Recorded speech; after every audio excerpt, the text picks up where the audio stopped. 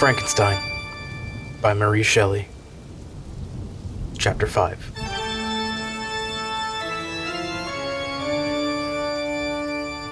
It was on a dreary night of November that I beheld the accomplishments of my toils. With an anxiety that almost amounted to agony, I collected the instruments of life around me, that I might infuse a spark of being into the lifeless thing that lay at my feet. It was already 1 a.m. The rain pattered dismally against the panes, and my candle was nearly burnt out, when, by the glimmer of the half-extinguished light, I saw the dull yellow eye of the creature open. It breathed hard, and a convulsion motion agitated its limbs. How can I describe my emotions at this catastrophe? Or how delineate the wretch whom, with such infinite pains and care, I had endeavored to form? His limbs were in proportion, and I had selected his features as beautiful. Beautiful, great God! His yellow skin scarcely covered the work of muscles and arteries beneath. His hair was of a lustrous black and flowing, his teeth of a pearly whiteness. But those luxuriances only formed a more horrid contrast with his watery eyes. They seemed almost of the same color as the dun white sockets in which they were set, his shriveled complexion and straight black lips. The different accidents of life are not so changeable as the feelings of human nature. I had worked hard for nearly 2 years, for the sole purpose of infusing life into an inanimate body. For this, I had deprived myself of rest and health. I had desired it with an ardor that far exceeded moderation, and now that I had finished, the beauty of the dream vanished, and breathless horror and disgust filled my heart. Unable to endure the aspect of the being I had created, I rushed out of the room and continued a long time traversing my bedchamber, unable to compose my mind to sleep. At length lassitude succeeded to the tumult I had before endured, and I threw myself on the bed in my clothes, endeavoring to seek a few moments of forgetfulness. But it was in vain. I slept, indeed, but I was disturbed by the wildest dreams. I thought I saw Elizabeth in the bloom of health, walking in the streets of Ingolstadt. Delighted and surprised, I embraced her, but as I imprinted the first kiss on her lips, they became livid with the hue of death. Her features appeared to change, and I thought that I held the corpse of my dead mother in my arms. A shroud enveloped her form, and I saw the grave worms crawling in the folds of her flannel. I started from my sleep with horror. A cold dew covered my forehead, my teeth chattered, and every limb became convulsed, when, by the dim and yellow light of the room, as it forced its way through the window shutters, I beheld the wretch, the miserable monster whom I had created. He held up the curtain of the bed, and his eyes, if eyes they may be called, were fixed on me. His jaws opened, and he muttered some inarticulate words, while a grin wrinkled his cheeks. He might have spoken, but I did not hear. One hand was stretched out, seemingly to detain me, but I escaped and rushed downstairs. I took refuge in the courtyard belonging to the house which I inhabited, where I remained during the rest of the night, walking up and down in the greatest agitation, listening attentively, catching and fearing each sound, as if it were to announce the approach of the demoniacal corpse to which I had so miserably given life. Oh, no mortal could support the horror of that countenance. A mummy again endued with animation could not be so hideous as that wretch. I had gazed on him while unfinished. He was ugly then, but when those muscles and joints were rendered capable of motion, it became a thing such as even Dante could not have conceived. I passed the night wretchedly. Sometimes my pulse beat so quickly and hardly that I felt the palpitations of every artery. At others, I nearly sank to the ground through languor and extreme weakness. Mingled with this horror, I felt the bitterness of disappointment. Dreams that had been held my food and pleasant rest for so long a space were now become a hell to me. And the change was so rapid, the overthrow so complete. Morning, dismal and wet, at length dawned and discovered to my sleepless and aching eyes the church of Ingolstadt, its white steeple and clock, which indicated the 6th hour. The porter opened the gates of the court, which had that night been my asylum, and I issued into the streets, pacing them with quick steps, as if I sought to avoid the wretch whom I feared every turning of the street would present to my view. I did not dare return to the apartment which I inhabited, but felt impelled to hurry on, although drenched by the rain which poured from a black and comfortless sky. I continued walking in this manner for some time, endeavoring by bodily exercise to ease a load that weighed upon my mind. I traversed the streets without any clear conception of where I was or what I was doing. My heart palpitated in the sickness of fear, and I hurried on with irregular steps, not daring to look about me. Like one who, on a lonely road, doth walk in fear and dread, and, having once turned round, walks on, and turns no more his head, because he knows a frightful fiend doth close behind him tread. Coleridge's Ancient Mariner. Continuing thus, I came at length opposite to the inn at which the various diligences and carriages usually stopped. Here I paused. I knew not why, but I remained some minutes with my eyes fixed on a coach that was coming towards me from the other end of the street. As I drew near, I observed that it was a Swiss diligence. I stopped just where I was standing, and on the door being opened, I perceived Henry Clerval, who, on seeing me, instantly sprung out. "My dear Frankenstein!" exclaimed he. "How glad I am to see you! How fortunate that you should be here at the very moment of my alighting!" Nothing could equal my delight on seeing Clerval. His presence brought back to my thoughts my father, Elizabeth, and all those senses of home so dear to my recollection. I grasped his hand, and in a moment forgot my horror and misfortune. I felt suddenly, and for the first time during many months, calm and serene joy. I welcomed my friend, therefore, in the most cordial manner, and we walked towards my college. Clerval continued talking for some time about our mutual friends, and his own good fortune in being permitted to come to Ingolstadt. "You may easily believe," said he, "how great was the difficulty to persuade my father that all necessary knowledge was not comprised in the noble art of bookkeeping, and indeed I believe I left him incredulous to the last. For his constant answer to my unwearied entreaties was the same for that of the Dutch schoolmaster and the vicar of Wakefield. I have 10,000 florins a year without Greek. I eat heartily without Greek. But his affection for me at length overcame his dislike of learning, and he has permitted me to undertake a voyage of discovery to the land of knowledge. It gives me the greatest delight to see you, but tell me, how do you left my father's brothers and Elizabeth?" "Very well, and very happy. Only a little uneasy that they hear from you so seldom. By the by, I mean to lecture you a little upon their account myself. But, my dear Frankenstein," continued he, stopping short and gazing full in my face, "I did not before remark how very ill you appear. So thin and pale, you look as if you've been watching for several nights." You have guessed right. I have lately been so deeply engaged in one occupation that I have not allowed myself sufficient rest, as you see. But I sincerely hope that all those employments are now at the end, and that I am at length free." I trembled excessively. I could not endure to think of, and far less to allude to, the occurrences of the preceding night. I walked with a quick pace, and we soon arrived at my college. I then reflected, and the thought made me shiver, that the creature whom I had left in my apartment might still be there, alive and walking about. I dreaded to behold this monster, but I feared still more that Henry should see him. Entreating him, therefore, to remain a few minutes at the bottom of the stairs, I darted up towards my room. My hand was already on the lock of the door before I recollected myself. I then paused, and a cold shivering came over me. I threw the door forcibly open, as children are accustomed to do when they expect a spectre to stand in waiting for them on the other side, but nothing appeared. I stepped fearfully in. The apartment was empty, and my bedroom was also freed from its hideous guest. I could hardly believe that so great a good fortune could have befallen me, but when I became assured that my enemy had indeed fled, I clapped my hands for joy and ran down to Clerval. We ascended into my room, and the servant presently brought breakfast, but I was unable to contain myself. It was not only joy that possessed me. I felt my flesh tingle with excess of sensitiveness, and my pulse beat rapidly. I was unable to remain for a single instant in the same place. I jumped over the chairs, clapped my hands, and laughed aloud. Clerval at first attributed my unusual spirits to joy on his arrival, but when he observed me more attentively, he saw a wildness in my eyes for which he could not account, and my loud, unrestrained, heartless laughter frightened and astonished him. "My dear Victor," cried he, "what for God's sake is the matter? Do not laugh in that manner. How ill you are! What is the cause for all this?" "Do not ask me," cried I, pulling my hands before my eyes, for I thought I saw the dreaded spectre glide into the room. "He can tell. Oh, save me, save me!" I imagined that the monster seized me. I struggled furiously and fell down in a fit. Poor Clerval. What must have been his feelings?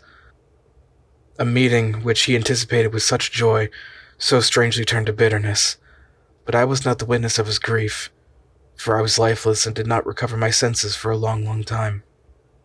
This was the commencement of a nervous fever which confined me for several months. During all that time, Henry was my only nurse.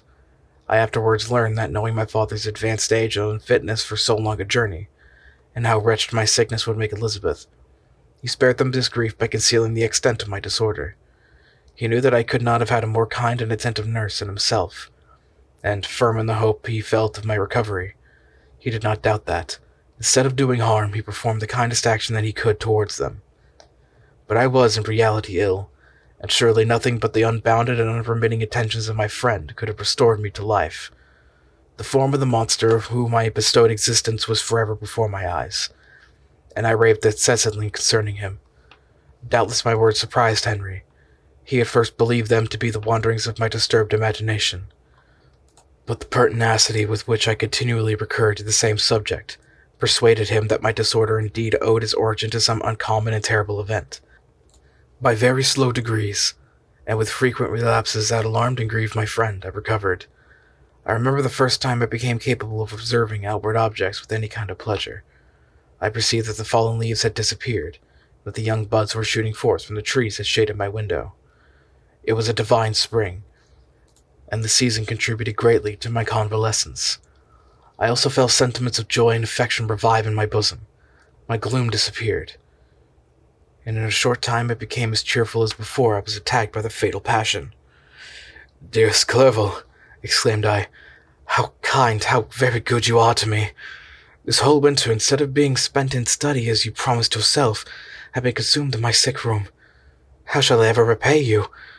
I feel the greatest remorse for the disappointment of which I have been the occasion, but you will forgive me." "You will repay me entirely if you do not discompose yourself, but get well as fast as you can. And since you appear in such good spirits, I may speak to you on one subject, may I not?" I trembled. One subject, what could it be? Could he allude to an object on whom I dared not even think? "Compose yourself," said Clerval, who observed my change of color. "I will not mention it if it agitates you, but your father and cousin will be very happy if they received a letter from you in your own handwriting. They hardly know how ill you have been, and are uneasy at your long silence." "Is that all, my dear Henry?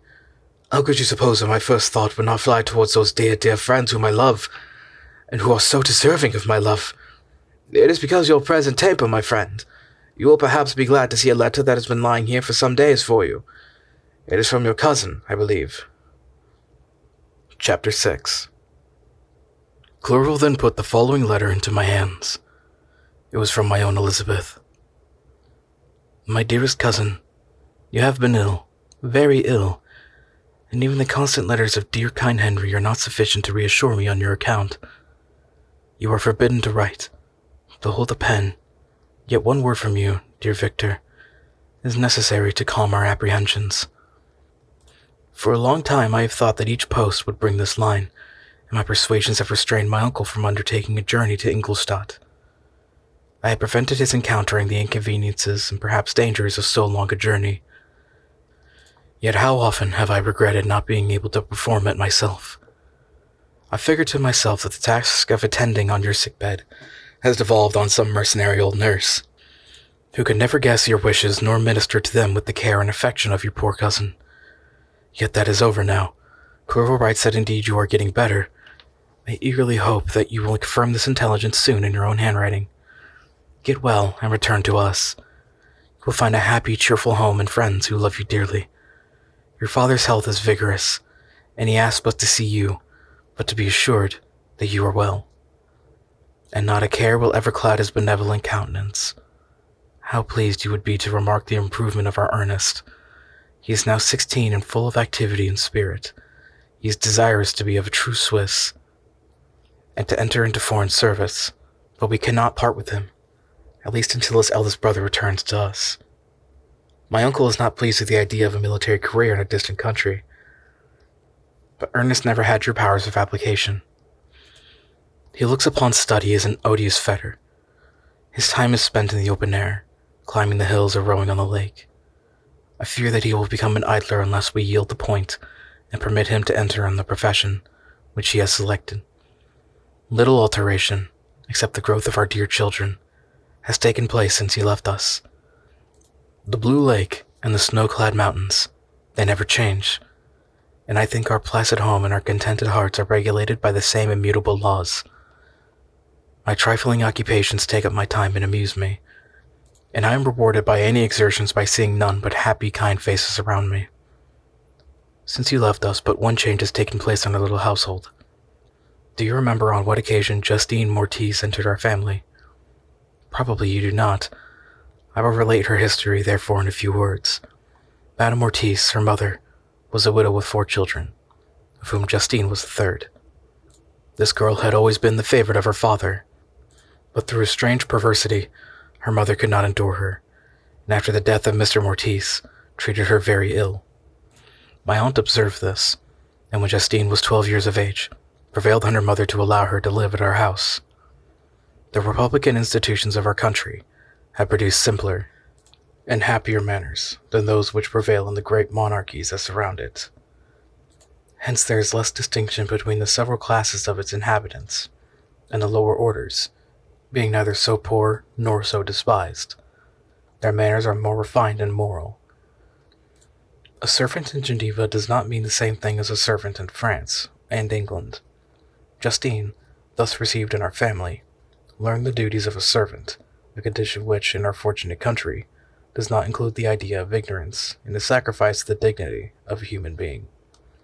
Justine, you may remember, was a great favorite of yours, and I recollect you once remarked that if you were in an ill humor, one glance from Justine could dissipate it.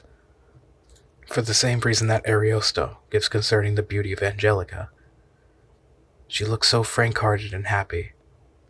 My aunt conceived a great attachment for her, by which she was induced to give her an education superior to that which she had at first intended. This benefit was fully repaid. Justine was the most grateful little creature in the world. I do not mean that she made any professions I never heard once pass her lips, but you could see by her eyes that she almost adored her protectress. Although her disposition was gay and in many respects inconsiderate, yet she paid the greatest attention to every gesture of my aunt. She thought her the model of all excellence and endeavored to intimidate her phraseology and manners, so that even now she often reminds me of her. When my dearest aunt died, everyone was too much occupied in their own grief to notice poor Justine, who had attended her during her illness with the most anxious affection.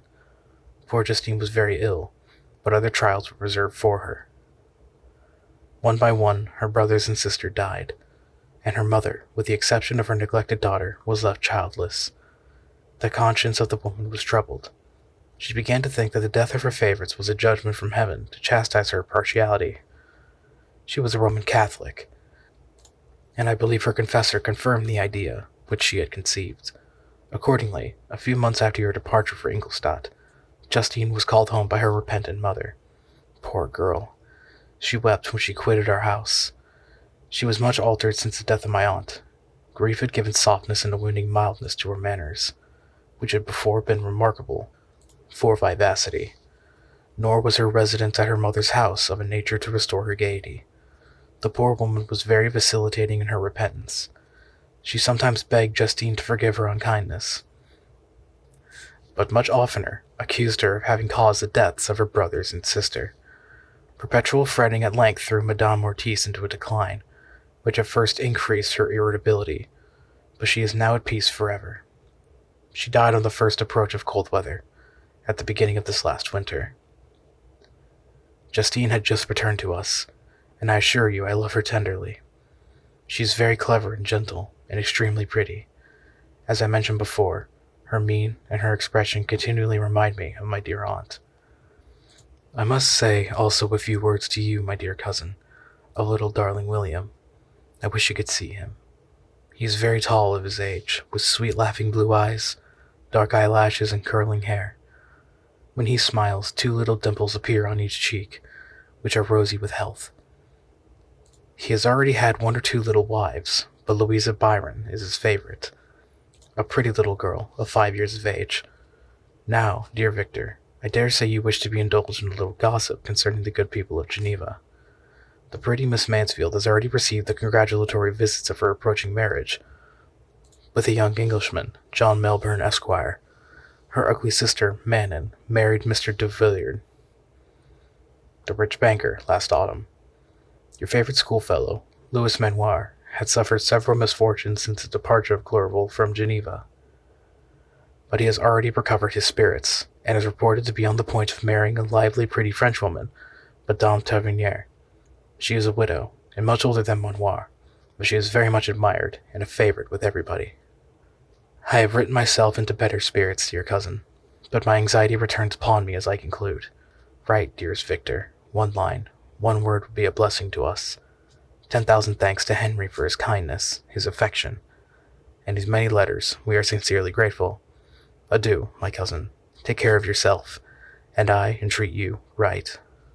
Elizabeth Lavenza. Geneva, March 18th. Dear, dear Elizabeth, I exclaimed when I had read her letter.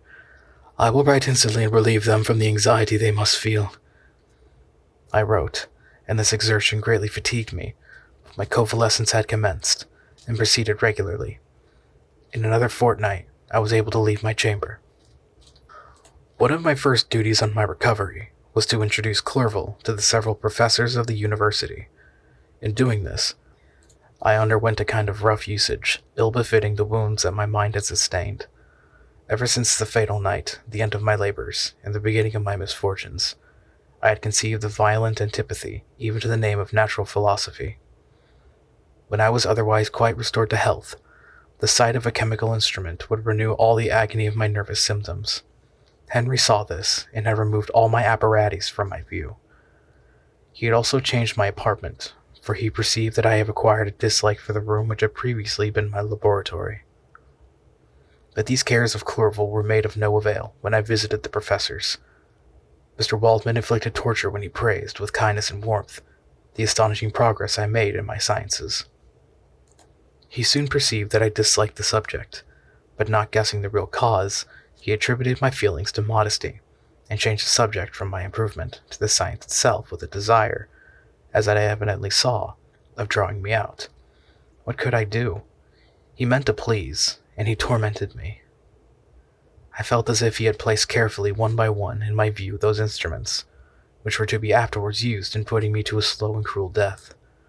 I writhed under his words, yet dared not exhibit the pain I felt. Clerval, whose eyes and feelings were always quick in discerning the sensations of others, declined the subject, alleging in excuse his total ignorance, and the conversation took a more general turn. I thanked my friend from my heart, but I did not speak. I saw plainly that he was surprised, but he never attempted to draw my secret from me. And although I loved him with a mixture of affection and reverence that knew no bounds, yet I could never persuade myself to confide in him that event which was so often present to my recollection, but which I feared the details to another would only impress more deeply. Mr. Kremp was not equally docile, and in my condition at that time, of almost insupportable sensitiveness, his harsh, blunt encomiums gave me even more pain than the benevolent approbation of Mr. Waldman. "Damn that fellow!" cried he. "Why, Mr. Clerval, I assure you he has outstripped us all. Aye, stare as you please, but it is nevertheless true. A youngster who, but a few years ago, believed in Cornelius Agrippa as firmly as in the gospel, has now set himself at the head of the university. And if he is not soon pulled down, we shall all be out of countenance. Aye, continued he, observing my face expressive of suffering. Mr. Frankenstein is modest, an excellent quality in a young man. Young men should be diffident of themselves. You know, Mr. Clerval, I was myself when young, but that wears out in a very short time." Mr. Kremp had now commenced a eulogy on himself, which happily turned the conversation from a subject that was so annoying to me. Clerval had never sympathized in my taste for natural science, and his literary pursuits differed wholly from those which had occupied me. He came to the university with the design of making himself complete master of the Oriental languages, and thus he should open a field for the plan of life he had marked out for himself. Resolved to pursue no inglorious career, he turned his eyes toward the east, as affording scope for his spirit of enterprise. The Persian, Arabic, and Sanskrit languages engaged his attention, and I was easily induced to enter on the same studies.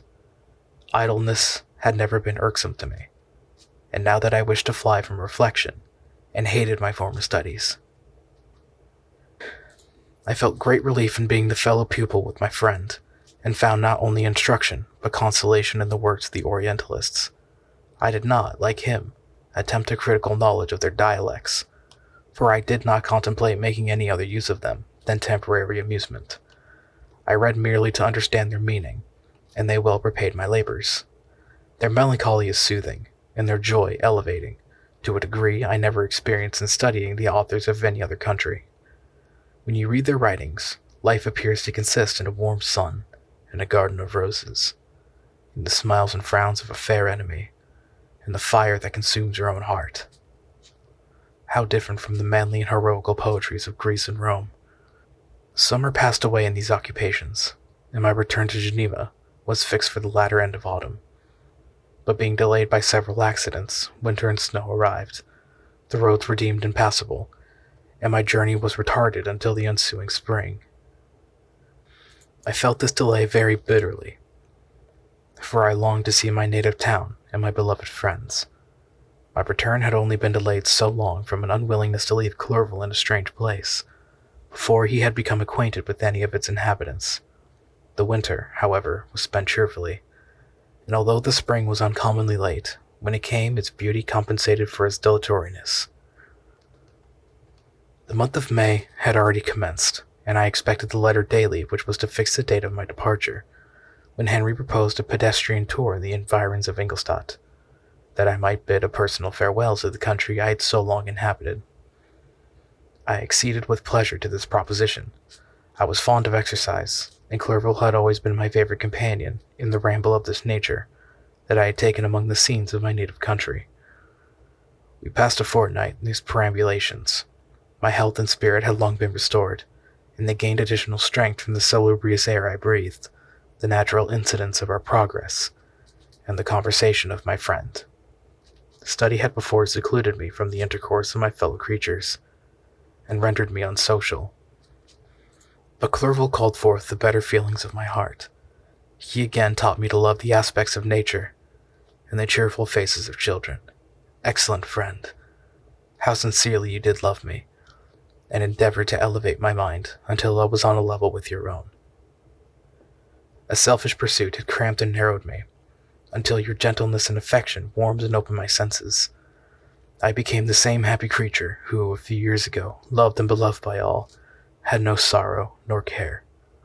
When happy inanimate nature had the power of bestowing on me the most delightful sensations. A serene sky and verdant fields filled me with ecstasy. The present season was indeed divine. The flowers of spring bloomed in the hedges, while those of summer were already in bud. I was undisturbed by thoughts which during the preceding year had pressed upon me, notwithstanding my endeavors to throw them off, with invincible burden. Henry rejoiced in my gaiety, and sincerely sympathized in his feelings. He exerted himself to amuse me, while he expressed the sensations that filled his soul. The resources of his mind on his occasion were truly astonishing. His conversation was full of imagination, and very often, in imitation of the Persian and Arabic writers, he invented tales of wondrous fancy and passion. At other times he repeated my favorite poems, or drew me out into arguments, which he supported with great ingenuity. We returned to our college on a Sunday afternoon. The peasants were dancing, and everyone we met appeared gay and happy. My own spirits were high, and I bounded along with feelings of unbridled joy and hilarity. Chapter 7. On my return, I found the following letter from my father. My dear Victor, you have probably waited impatiently for a letter to fix the date of your return to us, and I was at first tempted to write only a few lines, merely mentioning the day on which I should expect you, but that would be a cruel kindness, and I dare not do it. What would be your surprise, my son, when you expected a happy and glad welcome to behold, on the contrary, tears and wretchedness? And how, Victor, can I relate our misfortune? Absence cannot have rendered you callous to our joys and griefs. And how shall I inflict pain on my long-absent son? I wish to prepare you for the woeful news, but I know it is impossible. Even now your eye skims over the pages to seek the words which are to convey to you the horrible tidings. William is dead. That sweet child, whose smiles delighted and warmed my heart, who was so gentle yet so gay. Victor, he is murdered. I will not attempt to console you, but will simply relate the circumstances of the transaction. Last Thursday, May 7th, I, my niece, and your 2 brothers went to walk in Plain Place. The evening was warm and serene, and we prolonged our walk farther than usual. It was already dusk before we thought of returning, and then we discovered that William and Ernest, who had gone on before, were not to be found. We accordingly rested on a seat until they should return. Presently, Ernest came and inquired if we had seen his brother. He said that he had been playing with him, that William had run away to hide himself, that he vainly sought for him, and afterwards waited for a long time, but that he did not return. This account rather alarmed us, and we continued to search for him until night fell. When Elizabeth conjectured that he might have returned to the house, he was not there. We returned again with torches, for I could not rest, when I thought that my sweet boy had lost himself and was exposed to all the damps and dews of night. Elizabeth also suffered extreme anguish. About 5 in the morning I discovered my lovely boy, whom the night before I had seen blooming and active in health, stretched on the grass, livid and motionless. The print of the murderer's finger was on his neck. He was conveyed home, and the anguish that was visible on my countenance betrayed the secret to Elizabeth. She was very earnest to see the corpse. At first I attempted to prevent her, but she persisted. And entering the room where it lay, hastily examined the neck of the victim, and clasping her hands, exclaimed, "Oh God, I have murdered my darling child." She fainted, and was restored with extreme difficulty. When she again lived, it was only to weep and sigh. She told me that same evening William had teased her to let him wear a very valuable miniature that she possessed of your mother. This picture is gone. It was doubtless a temptation which urged the murderer to the deed. We have no trace of him at present, although our exertions to discover him are unremitted, but they will not restore my beloved William. Come, dearest Victor, you alone can console Elizabeth. She weeps continually, and accuses herself unjustly at the cause of his death. Her words pierce my heart. We are all unhappy, but will not that be an additional motive for you, my son, to return and be our comforter? Your dear mother. Alas, Victor, I now say, thank God she did not live to witness the cruel, miserable death of her youngest darling. Come, Victor, not brooding thoughts of vengeance against the assassin, but with feelings of peace and gentleness that will heal, instead of festering, the wounds of our minds. Enter the house of mourning, my friend, but with kindness and affection for those who love you, and not with hatred for your enemies. Your affectionate and afflicted father, Victor Frankenstein. Geneva, May 12th. Clerval, who had watched my countenance as I read this letter, was surprised to observe the despair that succeeded the joy I had first expressed on receiving news from my friends. I threw the letter on the table and covered my face with my hands. "My dear Frankenstein," exclaimed Henry, when he perceived me weep with bitterness, "are you always to be unhappy? My dear friend, what has happened?" I motioned him to take up the letter, while I walked up and down the room in the extremest agitation. Tears also gushed from the eyes of Clerval, as he read the account of my misfortune. "I can offer you no consolation, my friend," said he. "Your disaster is irreparable. What do you intend to do?" "To go instantly to Geneva. Come with me, Henry, to order the horses." During our walk, Clerval endeavored to say a few words of consolation. He could only express his heartfelt sympathy. "Poor William," said he. "Dear lovely child, he now sleeps with his angel mother. Who that had seen him bright and joyous in his young beauty, but must weep over his untimely loss? To die so miserably, to feel the murderer's grasp, how much more murder that could destroy radiant innocence? Poor little fellow! Only one consolation have we. His friends mourn and weep, but he is at rest. The pang is over. His sufferings are at an end forever. A sod covers his gentle form, but he knows no pain. He can no longer be a subject for pity. We must reserve that for his miserable survivors. Clerval spoke thus as we hurried through the streets. The words impressed themselves on my mind, and I remembered them afterward in solitude. But now, as soon as the horses arrived, I hurried in a cabriolet and bade farewell to my friend. My journey was very melancholy. At first I wished to hurry on, for I longed to console and sympathize with my loved and sorrowing friends. But when I drew near my native town, I slacked my progress. I could hardly sustain the multitude of feelings that crowded in my mind. I passed through scenes unfamiliar to my youth, but which I had not seen for nearly 6 years. How altered everything must be during that time.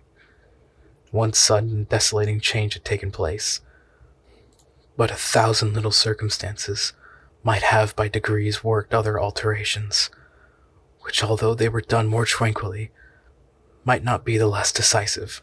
Fear overcame me. I dared no advance, treading 1,000 nameless evils that made me tremble, although I was unable to define them. I remained 2 days at Lausanne, in this painful state of mind. I contemplated the lake. The waters were placid. All around was calm, and the snowy mountains, the palaces of nature, were not changed. By degrees the calm and heavenly scene restored me, and I continued my journey towards Geneva. The road ran by the side of the lake, which became narrower as I approached my native town. I discovered more distinctly the black sides of Jura and the bright summit of Mont Blanc. I wept like a child. Dear mountains, my own beautiful lake, how do you welcome your wanderer? Your summits are clear, the sky and the lake are blue and placid. Is this to prognosticate peace or to mock at my unhappiness? I fear, my friend, that I shall render myself tedious by dwelling on these preliminary circumstances. But these were the days of comparative happiness, and I think of them my pleasure. My country, my beloved country, who but a native can tell the delight I took in again beholding thy streams, thy mountains, and more than all thy lovely lake? Yet as I drew nearer home, grief and fear again overcame me. Night also closed around, and when I could hardly see the dark mountains, I still fell more gloomily. The picture appeared a vast and dim scene of evil, and I foresaw obscurely that I was destined to become the most wretched of human beings. Alas, I prophesied truly, and failed only in one single circumstance, that in all the misery I imagined and dreaded, I did not conceive the 100th part of the anguish I was destined to endure. It was completely dark when I arrived in the environs of Geneva. The gates of the town were already shut, and I was obliged to pass the night at Secron, a village at the distance of half a league from the city. The sky was serene. As I was unable to rest, I resolved to visit the spot where my poor William had been murdered. As I could not pass through the town, I was obliged to cross the lake in a boat to arrive at Plain-Place. During this short voyage, I saw the lightning playing on the summit of Mont Blanc in the most beautiful figures. The storm appeared to approach rapidly, and on landing, I ascended a low hill that I might observe its progress. It advanced. The heavens were clouded, and I soon felt the rain coming slowly in large drops, but its violence quickly increased. I quitted my seat and walked on, although the darkness and storm increased every minute, and the thunder burst with a terrific crash over my head. It was echoed by Sèvres, the Juras, and the Alps of Savoy. Vivid flashes of lightning dazzled my eyes, illuminating the lake, making it appear like a vast sheet of fire. Then for an instant everything seemed to be of a pitchy darkness, until my eye recovered itself from the preceding flash. The storm, as is often the case in Switzerland, appeared at once in various parts of the heavens. The most violent storm hung exactly north of the town, over the part of the lake which lies between the promontory of Bellerive and the villages of Coppet. Another storm enlightened Jura with faint flashes, and another darkened and sometimes disclosed the Mule, a peaked mountain to the east of the lake. While I watched the tempest, so beautiful yet terrific, I wandered on with a hasty step. This noble war in the sky elevated my spirits. I clasped my hands and exclaimed aloud, "William, dear angel, this is thy funeral, this thy dirge." As I said these words, I perceived in the gloom a figure which stole from behind a clump of trees near me. I stood fixed, gazing intently. I could not be mistaken.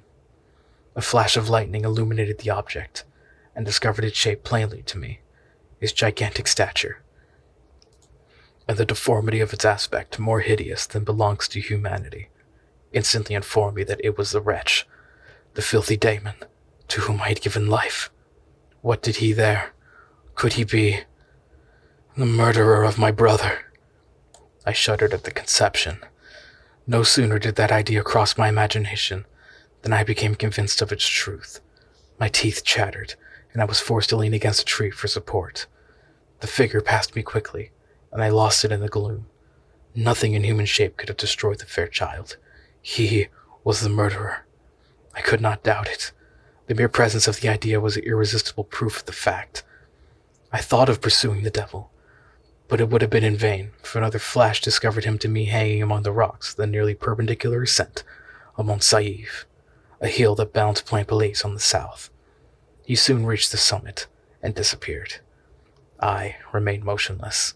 The thunder ceased, but the rain still continued, and the scene was enveloped in an impenetrable darkness.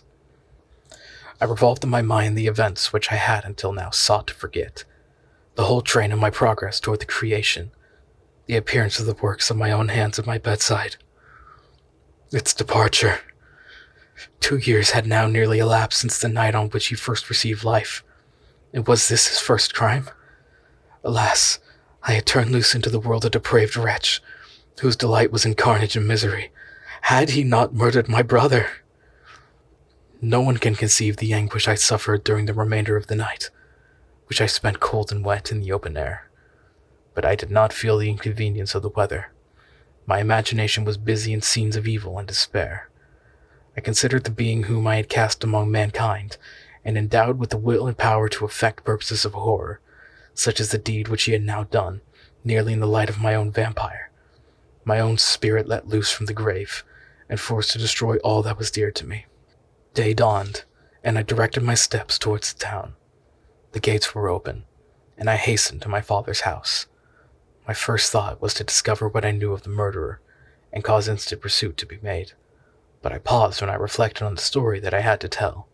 A being whom I myself had formed, and endued with life, had met me at midnight amongst the precipices of an inaccessible mountain. I remembered also the nervous fever with which I had been seized just at the time that I dated my creation, and which would give an air of delirium to a tale otherwise so utterly improbable. I well knew that if any other had communicated such a relation to me, I should have looked upon it as ravings of insanity. Besides, the strange nature of the animal would elude all pursuit, even if it were so far credited as to persuade my relatives to commence it. And then of what use would it be pursuit? Who would arrest a creature capable of scaling the overhanging sides of Mount Saïve? These reflections determined me, and I resolved to remain silent. It was about 5 in the morning when I entered my father's house. I told the servants not to disturb my family, and went into the library to attend their usual hour of rising. 6 years had elapsed, passed in a dream but for one indelible trace, and I stood in the same place where I had last embraced my father before my departure to Ingolstadt. Beloved and venerable parent, he still remained to me. I gazed on the picture of my mother, which stood over the mantelpiece. It was an historical subject, painted at my father's desire, and represented Caroline Beaufort, in an agony of despair, kneeling by the coffin of her dead father. Her garb was rustic and her cheek pale, but there was an air of dignity and beauty that hardly permitted the sentiment of pity. Below this picture was a miniature of William, and my tears flowed when I looked upon it. When I was thus engaged, Ernest entered. He had heard me arrive, and hastened to welcome me. "Welcome, my dearest Victor," said he. "I wish you had come 3 months ago, and then you would have found us all joyous and delighted. You come to us now to share a misery which nothing can alleviate. Yet your presence will, I hope, revive our father, who seems sinking under his misfortune, and your persuasions will induce poor Elizabeth to cease her vain and tormenting self-accusations. Poor William! He was our darling and our pride." Tears, unrestrained, fell from my brother's eyes. A sense of mortal agony crept over my frame. Before, I had only imagined the wretchedness of my desolated home. The reality came on me as a new and not less terrible disaster. I tried to calm Ernest. I inquired more minutely concerning my father, and here I named my cousin. "She, most of all," said Ernest, "requires consolation. She accused herself of having caused the death of my brother, and that made her very wretched. But since the murderer had been discovered— the murderer discovered? Good God, how can that be? Who could attempt to pursue him? It is impossible. One might as well try to overtake the winds or confine a mountain stream with a straw. I saw him too. He was free last night." "I do not know what you mean," replied my brother in accents of wonder. "But to us the discovery we had made completes our misery. No one would believe it at first, and even now Elizabeth will not be convinced, notwithstanding all the evidence. Indeed, who would credit than Justine Mortiz, who, so amiable and fond of all the family, could suddenly become so capable of so frightful, so appalling of crime? Justine Mortiz! Poor girl, is she the accused? But it is wrongfully. Everyone knows that. No one believes it. Surely, Ernest?" "No one did at first. But several circumstances came out that have almost forced conviction upon us, and her own behavior had been so confused as to add to the evidence of facts a weight that, I fear, leaves no hope for doubt. She will be tried today, and you will then hear all." He had then related that the morning on which the murder of poor William had been discovered, Justine had taken ill, and confined to her bed for several days. During this interval, one of the servants, happening to examine the apparel she had worn on the night of the murder, had discovered in her pocket the picture of my mother, which had been judged to be the temptation of the murderer. The servant instantly showed it to one of the others, who, without saying a word to any of the family, went to a magistrate, and upon their deposition, Justine was apprehended. On being charged with the fact, the poor girl confirmed the suspicion in a great measure by her extreme confusion of manner. This was a strange tale, but it did not shake my faith, and I replied earnestly, "You are all mistaken. I know the murderer. Justine, poor good Justine, is innocent." At that instant, my father entered. I saw unhappiness deeply impressed on his countenance, but he endeavored to welcome me cheerfully, and after we had exchanged our mournful greeting, would have introduced some other topic than that of our disaster, had not Ernest claimed. "Good God, Papa! Victor says that he knows who was the murderer of poor William." "We do also, unfortunately," replied my father. "For indeed I have rather been forever ignorant that had discovered so much depravity and ingratitude in one I value so highly." "My dear father, you are mistaken. Justine is innocent." "If she is, God forbid that she should suffer as guilty. She is to be tried today, and I sincerely hope that she will be acquitted." This speech calmed me. I was firmly convinced in my own mind that Justine, and indeed every human being, was guiltless of this murder. I had no fear, therefore, that any circumstantial evidence could be brought forward strong enough to convict her. My tale was not one to announce publicly. Its astounding horror would be looked upon as madness by the vulgar. Did anyone indeed exist except I, the Creator, who would believe, unless its senses convinced him, in the existence of the living monument of presumption and rash ignorance which I had let loose upon the world? We were soon joined by Elizabeth. Time had altered her since I last beheld her. It had endowed her with loveliness surpassing the beauty of her childish years. There was the same candor, the same vivacity, but it was allied to an expression more full of sensibility and intellect. She welcomed me with the greatest affection. "Your arrival, my dear cousin," said she, "fills me with hope. You perhaps will find some means to justify my poor guiltless Justine. Alas, who is safe if she be convicted of crime? I rely on her innocence as certainly as I do upon my own. Our misfortune is doubly hard to us. We have not only lost that lovely darling boy, but this poor girl, whom I sincerely love, is to be torn away by even a worse fate. If she is condemned, I never shall know joy more. But she will not, and I am sure she will not. And then I shall be happy again, even after the sad death of my little William." "She is innocent, my Elizabeth," said I, "and that shall be proved. Fear nothing, but let your spirits be cheered by the assurance of your acquittal." "How kind and generous you are. Everyone else believes in her guilt. and that made me wretched, for I knew it was impossible, and to see everyone else prejudiced in so deadly a manner rendered me hopeless and despairing." She wept. "Dearest niece," said my father, "dry your tears. If she is, as you believe, innocent, rely on the justice of our laws, and the activity with which I shall prevent the slightest shadow of partiality." Chapter 8. We passed a few sad hours until 11 o'clock, when the trial was to commence. My father and the rest of the family being obliged to attend as witnesses, I accompanied them to the court. During the whole of this wretched mockery of justice, I suffered living torture.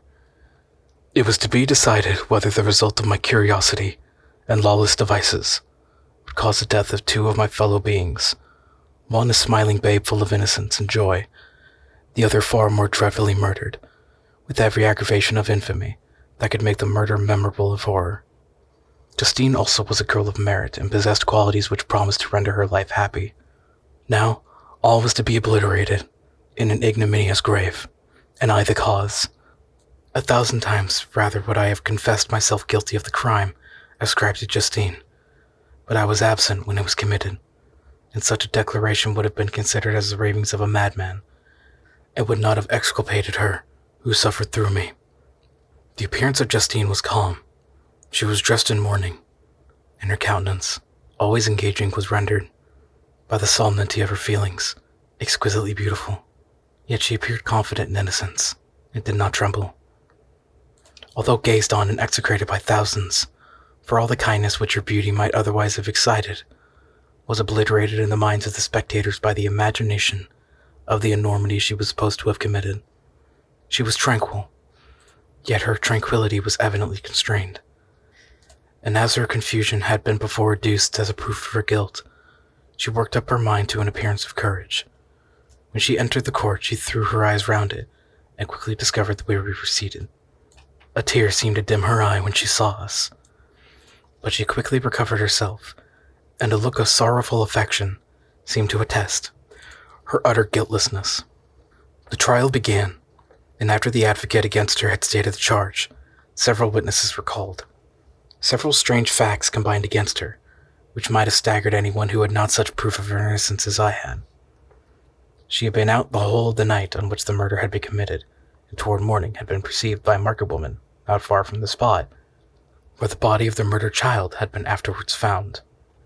The woman asked her what she did there, but she looked very strangely and only returned a confused and unintelligible answer. She returned to the house about 8 o'clock, and when one inquired where she had passed the night, she replied that she had been looking for the child, and demanded earnestly if anyone had been heard concerning him. When shown the body, she fell into violent hysterics and kept her bed for several days. The picture was then produced which the servant had found in her pocket, and when Elizabeth, in a faltering voice, proved that it was the same which, an hour before the child had been missed, she had placed around his neck, a murmur of horror and indignation filled the court. Justine was called on for her defense. As the trial had proceeded, her countenance had altered. Surprise, horror, and misery were strongly expressed. Sometimes she struggled with her tears, but when she was desired to plead, she collected her powers and spoke in an audible, although variable voice. "God knows," she said, "how entirely I am innocent, but I do not pretend that my protestation should acquit me. I rest my innocence on a plain and simple explanation of the facts which have been adduced against me, and I hope the character I have always borne will incline my judges to a favorable interpretation, where any circumstance appears doubtful or suspicious." She then related that, by the permission of Elizabeth, she had passed the evening of the night on which the murder had been committed at the house of an aunt in Shin, a village situated at about a league from Geneva. On her return at about 9 o'clock, she met a man who asked her if she had seen anything of the child who was lost. She was alarmed by this account, and passed several hours in looking for him, when the gates of Geneva were shut, and she was forced to remain several hours of the night in a barn belonging to a cottage, being unwilling to call up the inhabitants, to whom she was well known. Most of the night she spent here watching. Towards morning she believed that she slept for a few minutes. Some steps disturbed her and she awoke. It was dawn, and she quitted her asylum, that she might again endeavor to find her brother. If she had gone near the spot where his body lay, it was without her knowledge.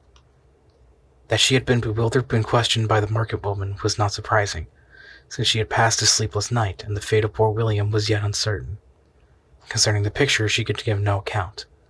I know, continued the unhappy victim, how heavily and fatally this one circumstance weighs against me, but I have no power of explaining it.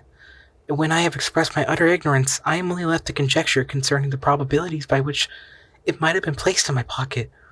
But here also I am checked. I believe that I have no enemy on earth, and none surely would have been so wicked as to destroy me wantonly. Did the murderer place it there? I know of no opportunity afforded him for doing it. Or if it had, why should he have stolen the jewel to part with it again so soon? I commit my cause to the justice of my judges, yet I see no room for hope. I beg permission to have a few witnesses examined concerning my character, and if their testimony shall not overweigh my supposed guilt, I must be condemned, although I would pledge my salvation of my innocence. Several witnesses were called who had known her for many years, and they spoke well of her. But fear and hatred of the crime with which they supposed her guilty rendered them timorous and unwilling to come forward. Elizabeth saw even this last resource, her excellent dispositions and irreproachable conduct, about to fail the accused, when, although violently agitated, she desired permission to address the court. I am, said she, the cousin of the unhappy child who was murdered, or rather his sister, for I was educated by and have lived with his parents ever since and even long before his birth. It may therefore be judged indecent in me to come forward on this occasion, but when I see a fellow creature about to perish through the cowardice of her pretended friends, I wish to be allowed to speak, that I may say what I know of her character. I am well acquainted with the accused. I have lived in the same house with her, at one time for 5 and another for nearly 2 years. During all that period she appeared to me the most amiable and benevolent of human creatures. She nursed Madame Frankenstein, my aunt, in her last illness, with the greatest affection and care, and afterwards attended her own mother during a tedious illness, in a manner that excited the admiration of all who knew her. All which she again lived in my uncle's house, where she was beloved by all the family. She was warmly attached to the child who was now dead, and acted towards him like a most affectionate mother. For my own part, I do not hesitate to say that, notwithstanding all the evidence produced against her, I believe and rely on her perfect innocence. She had no temptation for such an action. As to the bauble on which the chief proof rests, if she had earnestly desired it, I should have willingly given it to her. So much do I esteem and value her. A murmur of approbation followed Elizabeth's simple and powerful appeal, but it was excited by her generous interference, and not in favor of poor Justine, on whom the public indignation was tuned with renewed violence, charging her with the blackest ingratitude. She herself wept as Elizabeth spoke, but she did not answer. My own agitation and anguish was extreme during the whole trial. I believed in her innocence. I knew it. Could the demon who had, I did not for a minute doubt, murdered my brother also in his hellish sport, have betrayed the innocent to death and ignominy? I could not sustain the horror of my situation, and when I perceived that the popular voice and the countenances of the judges had already condemned my unhappy victim, I rushed out of the court of agony. The tortures of the accused did not equal mine. She was sustained by innocence, but the fangs of remorse tore my bosom. I would not forego their hold. I passed a night of unmingled wretchedness. In the morning I went to the court. My lips and throat were parched. I dare not ask a final question, but I was known, and the officers guessed the cause of my visit. The ballots had been thrown. They were all black, and Justine was condemned. I cannot pretend to describe what I then felt. I had before experienced sensations of horror, and I have endeavored to bestow upon them adequate expressions, but words cannot convey an idea of the heart-sickening despair that I then endured. The person to whom I addressed myself added that Justine was already confessed her guilt. "The evidence," he observed, "was hardly required in so glaring a case, but I am glad of it. And indeed none of our judges like to condemn a criminal upon circumstantial evidence, be it ever so decisive." This was strange and unexpected intelligence. What could it mean? Had my eyes deceived me? And was I really as mad as the whole world would believe me to be if I disclosed the object of my suspicions?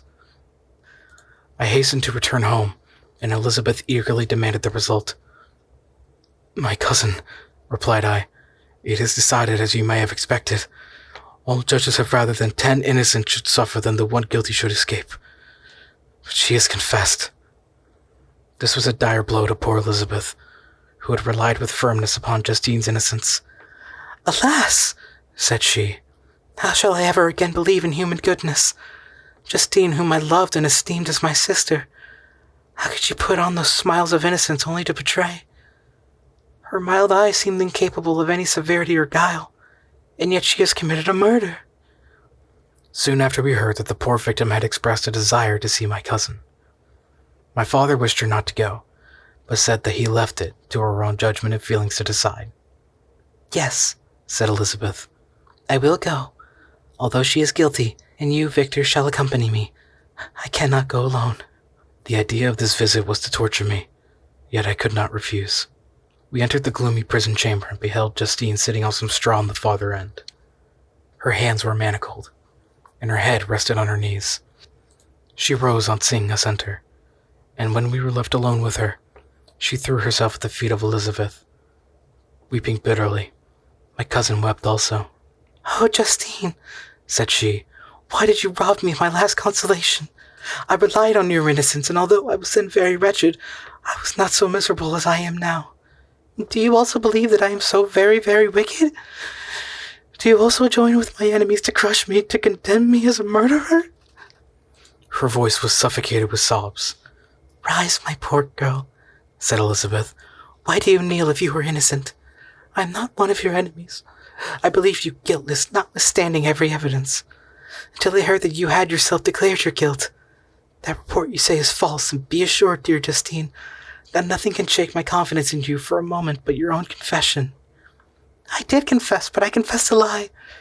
I confessed that I might obtain absolution, but now that falsehood lies heavier on my heart than all my other sins. The God of heaven forgive me.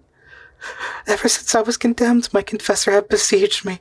He threatened and menaced until I almost began to think that I was a monster that he said I was. He threatened excommunication and hellfire in my last moments if I continued up to it. Dear lady, I had nothing to support me. All looked on me as a wretch doomed to ignominy and perdition. What could I do? In an evil hour I subscribed to a lie, and now only I am truly miserable. She paused, weeping, and then continued. I thought with horror, my sweet lady, that you should believe your Justine, whom your blessed aunt had so highly honored, and whom you loved, was a creature capable of a crime which none but the devil himself could have perpetrated. Dear William, dear blessed child, I soon shall see you again in heaven, where we shall all be happy, and that consoles me, going as I am to suffer ignominy and death. Oh, Justine, forgive me for having not one moment distrusted you. Why did you confess? But do not mourn, dear girl, do not fear. I will proclaim, I will prove your innocence. I will melt the stony hearts of your enemies by my tears and prayers. You shall not die. You, my playfellow, my companion, my sister, perish on the scaffold. No, I can never survive such horrible misfortune. Justine shook her head mournfully. I do not fear to die, she said. That pang is past. God raises my weakness and gives me courage to endure the worst. I leave a sad and bitter world, and if you remember me and think of me as one unjustly condemned, I am resigned to the fate awaiting me. Learn from me, dear lady, to submit in patience to the will of heaven. During this conversation, I had retired to a corner of the prison room, where I could conceal the horrid anguish that possessed me. Despair! Who dared talk of that?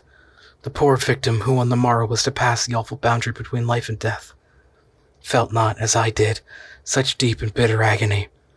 I gnashed my teeth and ground them together, uttering a groan that came from my inmost soul. Justine started. When she saw who it was, she approached me and said, Dear sir, you are very kind to visit me. You, I hope, do not believe I am guilty? I could not answer. No, Justine, said Elizabeth. He is more convinced of your innocence than I was. For even when he heard that you had confessed, he did not credit it. I truly thank him. In these last moments I feel the sincerest gratitude toward those who would think of me with kindness.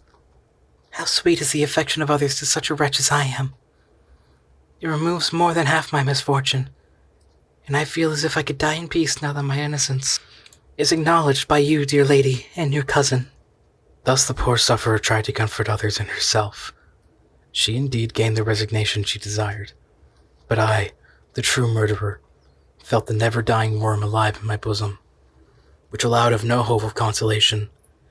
Elizabeth also wept and was unhappy, but hers also was a misery of innocence, which, like a cloud that passes over the fair moon, for a while hides but cannot tarnish its brightness. Anguish and despair had penetrated into the core of my heart. I bore a hell within me which nothing could extinguish. We stayed several hours with Justine, and it was with great difficulty that Elizabeth could tear herself away. "I wish," cried she, "that I were to die with you. I cannot live in this world with misery." Justine assumed an air of cheerfulness, while she with difficulty repressed her bitter tears. She embraced Elizabeth, and said in a voice of half-suppressed emotion, "Farewell, sweet lady, dearest Elizabeth, my beloved and only friend. May heaven in its bounty bless and preserve you. May this be the last misfortune that you will ever suffer. Live and be happy, and make others so." And on the morrow, Justine died. Elizabeth's heart-rending eloquence failed to move the judges from their settled conviction in the criminality of the saintly sufferer. My passionate and indignant appeals were lost upon them, and when I received their cold answers and heard the harsh, unfeeling reason of these men, my purposed avowal died away on my lips. Thus I might proclaim myself a madman, but not revoke the sentence passed upon my wretched victim.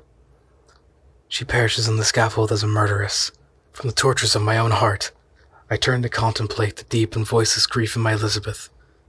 This was also my doing, and my father's woe, and the desolation of that late so smiling home, all was the work of my thrice accursed hands. Yea, weep, unhappy ones, but these are not your last tears. Again shall you raise the funeral wail, and the sound of your lamentations shall again and again be heard.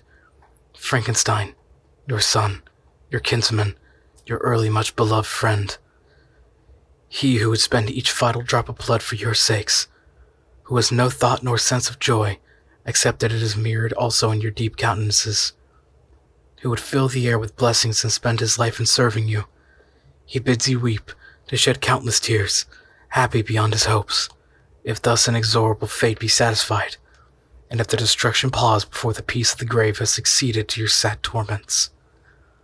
Thus spoke my prophetic soul, as torn by remorse, horror, and despair, I beheld those I loved spent vain sorrow upon the graves of William and Justine, the first hapless victims to my unhallowed arts.